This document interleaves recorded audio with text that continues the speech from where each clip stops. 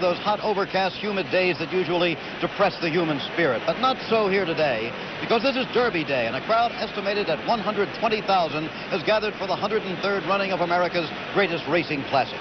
Mint juleps are sold like soda pop in the milling crowd. They've come from across the country and around the world. Among them, there's a real anticipation that perhaps an especially great occasion may be at hand. For only the 9th time in the history of the race, an unbeaten favorite will go to the post. Of the previous 8, just 3 managed to win, but the name is everywhere among them. Seattle Slew. Seattle Slew. Is he another secretary? Well, we're going to find out.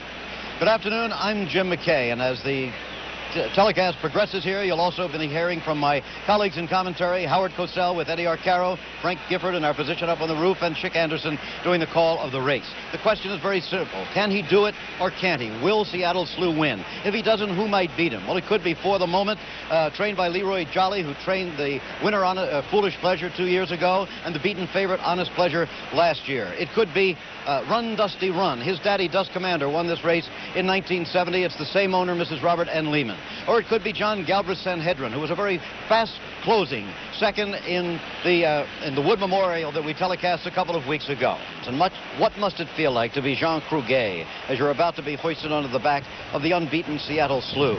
The French jockey who's been criticized in many quarters, despite the fact that he has piloted this horse to 6 wins in 6 starts. What must it feel like to be Karen and Mickey Taylor, the owners of this horse, who have never seen the Kentucky Derby in person before, and here's their horse, the top-heavy favorite. And look at Billy Turner, a 36-year-old trainer who has longed for a moment like this, has never had anything even approaching it, and yet has handled this fame and all the questions with great poise and with great good humor, as have all the people connected with Seattle Slew. Only Cruguet has been perhaps justifiably a little bit defensive about the criticisms that have been leveled at him. What must it be like to be Mrs. Lehman, the owner of Run Dusty Run, who won 7 years ago with his daddy, Dust Commander? What must it be like right now to be Leroy Jolly, who saddled the winner, Foolish Pleasure, 2 years ago, who saddled the beaten favorite, Honest Pleasure, last year, and who now saddles the full brother to Honest Pleasure? They're coming to the racetrack. I can tell you what it feels like to be a spectator. There is actually a slight tremor in the fingers, and there is a queasiness in the stomach, because soon we will hear the song that just does something to you, and I don't care where you're from. Of all the countries represented here today, France or England or the United States or anywhere else, you feel something when, in just a moment, the Murray State University Band will be playing My Old Kentucky Home, that song written by Stephen Foster, a man from Pittsburgh who never saw Kentucky. They're very close to the track, and as soon as they get through this tunnel and come out, My Old Kentucky Home will begin. 120,000 people. The favorite, remember, a horse that was bought for $17,500. Bargain basement for a champion. Here they come. Ladies and gentlemen, the management of Churchill Downs proudly presents the 103rd running of the Kentucky Derby.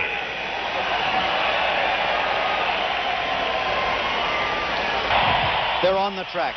15 spirited horses, 15 lonely jockeys, and awaiting one jockey and one colt, the greatest prize on the American turf, victory in the Kentucky Derby.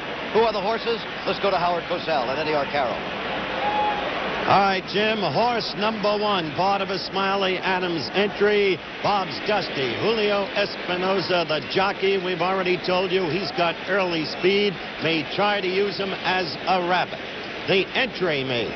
1A, the horse, Run Dusty Run, highly regarded, prefers a sloppy track. Not the case today.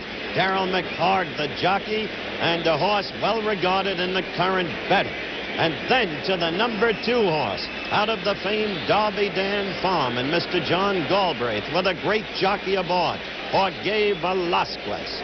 And Sanhedrin in the tradition, perhaps, of Chateau Gay and Proud Clarion fast finisher.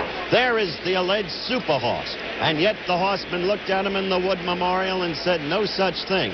Thus 14 opponents here. Unbeaten Seattle Slew, the controversial one, Jean Cruguet aboard, the overwhelming favorite in the race. Horse number 4, Get the Axe. Astride him, a man who's won more than 7,000 races, hopes to get to 8,000, Willie Shoemaker, who's won 2 derbies in the past, one of the greatest riders ever. Flag officer, a long shot, Leslie Aarons up, may have the best breeding in the whole race by Hoist the Flag out of Batur, who was sired by Bold Ruler. that bold ruler strain again. The number 6 horse, affiliate Lafitte Pincaille up. Laz Barrera, trainer of the winner, Bold Forbes a year ago, the trainer here. High on his horse, may make an early go of it. Good early speed. The number 7 horse, ridden by Ron Turcotte, the jockey of the famed Secretariat, Western Wind. This is Joe Roebling's horse. This, too, is a late finishing horse. Remember, according to Eddie Arcaro, there must be early speed if Slew is to be beaten. And most feel there's not early speed in this race. Not enough to challenge Slew. For the moment, Angel Cordero, winner of 2 derbies in the last 3 years aboard the exciting, glamorous, all-purpose athlete jockey. And, of course, Leroy Jolly, the trainer, the same bold ruler strain in him. The number 9 horse, the surprise of the Hollywood Derby, Steve's friend, Ruben Hernandez, the jockey, paid his own way from Gulfstream to ride the horse in the Derby. That's why he's the jock today. Owned by George Steinbrenner of the Yankees. The number 10 horse, a favorite of Eddie Arcaro's, Giboulet, owned by Jean Levesque, trained by Jacques Dumas. Jeff Fell, tied as leading rider in Gulfstream. Had the look of a 1.25 mile horse until he ran poorly in the Bluegrass. The number 11 horse, racing out of the auxiliary gate. He'll be in post position 15, Nostalgia. Won the Stepping Stone. Larry Snyder up. You'll see the auxiliary gate in just a moment. He's a long shot. And then to the 3 field horses. Sir, number 12, Jesus Rodriguez up, La Luna Stable. Leo Esparua is the trainer. And best person will be number 13, as you see him there. Garth Patterson up. He'll be out of the 12th hole. Sir out of the 2nd hole. We'll review all the post positions for you in a graphic in a moment. And Papalote, the 14th horse, number 14, actually the 15th in the field. Miguel Rivera, the jockey. Papalote is disappointed at the Flamingo and in the Wood. But he's here today, Osvaldo Canet, the trainer. We told you that we would give you the post positions. Here they are. Sanhedrin in the number 1 spot. It's a bad spot, but shouldn't impede him since he's a late finisher. Sir in the number 2. Bob's Dusty, number 3. Seattle Slew, number 4. Get the Axe, number 5. Flag Officer, number 6. Affiliate, number 7. Run Dusty Run, number 8. Western Wind, number 9. For the Moment, number 10. Steve's Friend, number 11. Best Person, number 12. Giboulet, number 13. Papalote, number 14. Nostalgia, racing out of the auxiliary gate, number 15. We'll be right back. Had the heartbreak of watching Dust Commander win the Derby. But this year, his horse is the favorite. What does he think? Billy, any last-minute strategy change in the idea of Seattle Slew's race for the Derby? What have you told your jockey, Jean Cruguet? Basic strategy is exactly the same. Let the horse come away from the gate the way he likes to do it, and get himself in stride, and let him use his long, easy stride to carry him along, and don't worry about how the other horses are running. You ride your horse, run your race. He doesn't break that smartly from the gate, as you've observed in the past, and in the Derby, special conditions apply. As you know, there'll be at least one, Bob's Dusty, and maybe several horses that'll be scrambling to get the lead. This could pose different conditions for Slew. Yes, it will. I expect horses to be in front of us for a ways. And it's something we're aware of, and something I think the horse will accept. Finally, I spent last evening with your jockey, Jean Cruguet. I found him in perfect honesty, terribly distressed by things he had been reading, and even by some of Eddie Arcaro's statements about the way he rode Slew in the Flamingo. And I'm concerned about John's concentration being divided. Now, what's your reaction to all of this? John's a cold competitor, and it's very important in the Derby. The thing about the Derby is the person that finishes first wins the race. And Hardtack was cold. Arcaro was cold. And I think that's very important. And John's the kind of rider you want to have in the Derby. What of Leroy Jolly? For the 3rd year in a row, he brings the son of the great sire. What a pleasure to the post. He's a trader of For the Moment. Howard talked to him also. How much chance do you give your horse? Well, I don't give anybody a great deal of chance to beat Seattle Slew. He's a very, very good horse. He's done nothing to beat himself. He looks like he's trained well, and he's fresh and strong, so he's just going to be a tough horse for these horses to have any chance with. But I think that my horse probably has as good a chance or better chance than any of the others. Why better? Well, he's coming up. He's on the improve, and his race with blinkers on in the bluegrass was a very good race. Should the track be muddy, I think it would improve his chances some. But even with all that in consideration, I still think that Seattle Slew is an outstanding horse, and somebody's going to have to get very lucky to beat him. Horsemen were generally impressed by For the Moment's performance in the bluegrass, especially because the horse had seemed so flat in California. How do you account for the difference?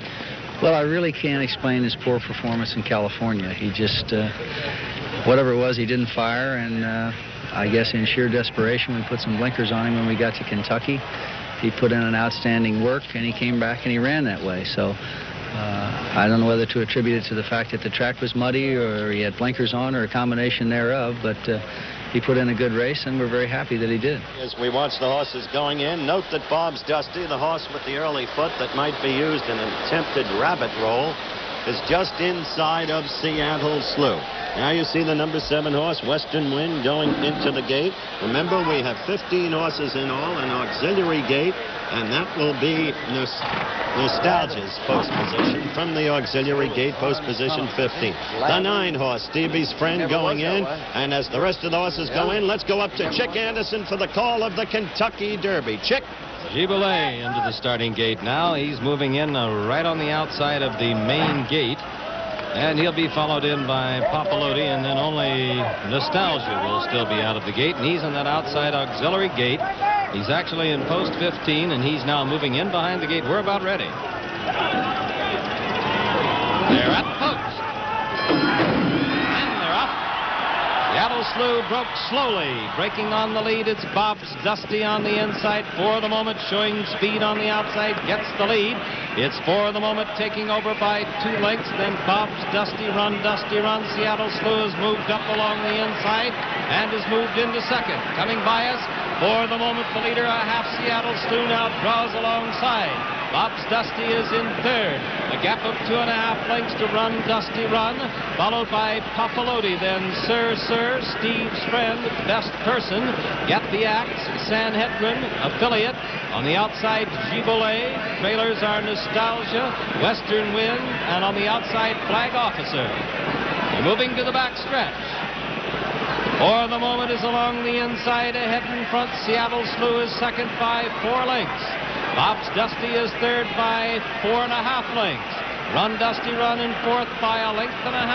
Beginning to move up, Sir, Steve's Friend moves to the outside. Then also Papalotti, Best Person, Giboulet, Get the Axe, and Affiliate. They're moving into the turn, and it's 2 in front or For the Moment by 1/2 length, with Seattle Slew drawing alongside again. Bob's Dusty is 3 lengths back in third, and now Steve's Friend is making up ground quickly. He's fourth on the outside. Run, Dusty Run is attempting to get through along the rail, and it's also moving up. Then it's 6 lengths back to the next horse, Sir. Head of the stretch. For the Moment, Seattle Slew still battling it out together. And here's Run, Dusty Run now closing ground and moving into third. It's Seattle Slew, however, that takes it over at the head of the stretch. Seattle Slew moving away. Now opens 2.5. Run, Dusty Run driving up on the outside into second. Steve's Friend. Here's Sanhedrin now closing also along the inside. Coming to the wire. Seattle Slew opens it to 4 lengths. At the finish, it's going to be Seattle Slew, and he's going along easily. He wins it by about 2 lengths. Run, Dusty Run is second, Sanhedrin in third. Then it was very tight for fourth between Steve's Friend, Get the Axe, and along the rail, Papalotti. And right now, here is Jim McKay. Well, he's been tested now, all right. He had won 6 in a row, but they said yes, but he's never been tested. Well, he raced all the way with For the Moment. Staved off the challenge, and he's won the Kentucky Derby. Seattle Slew, yes, in fact, may be one of the great horses.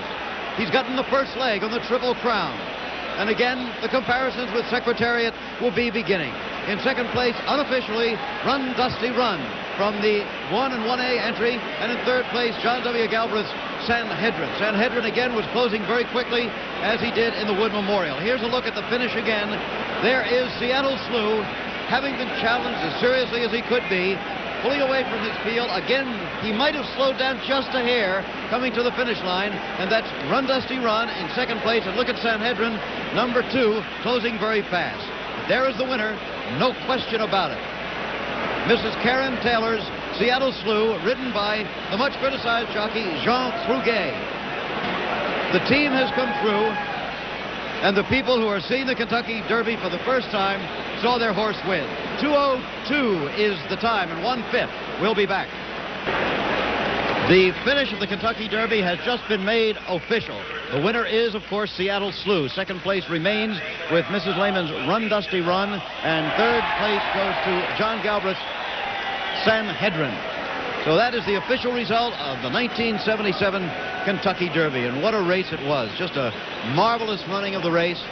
Beautifully conducted here, and amazingly, the sun came out just about 2 minutes before post time. Stayed out for the whole race. It's out at the moment, but may go back in again in just a couple of minutes. I think we're going to get through the presentation without it. I'm standing right now with Lynn Stone, the president of Churchill Downs. Congratulations on a memorable Derby, and as always, an extremely well-conducted one, Lynn. Well, Jim, it was a beautiful day. A little early rain this morning, but the sun did come out, and I guess the sun does shine on Kentucky on the first Saturday in May. It was a gorgeous race. I want to say welcome to all of those who are in attendance, and also to those viewing on television. Congratulate the Taylors and Billy Turner and Jean Truguet. And it's now my pleasure to introduce to you to the Governor of the Commonwealth of Kentucky, the Honorable Julian Carroll. Right here is Governor Carroll right here, and Karen, congratulations to you, and Mickey, fantastic. Billy, wherever you are, Billy Turner's here somewhere. Jean, marvelous job. Governor. Thank you very much, Jim. Really, the peoples of the world and the people that are here today have seen the greatest and the most exciting horse race in the world.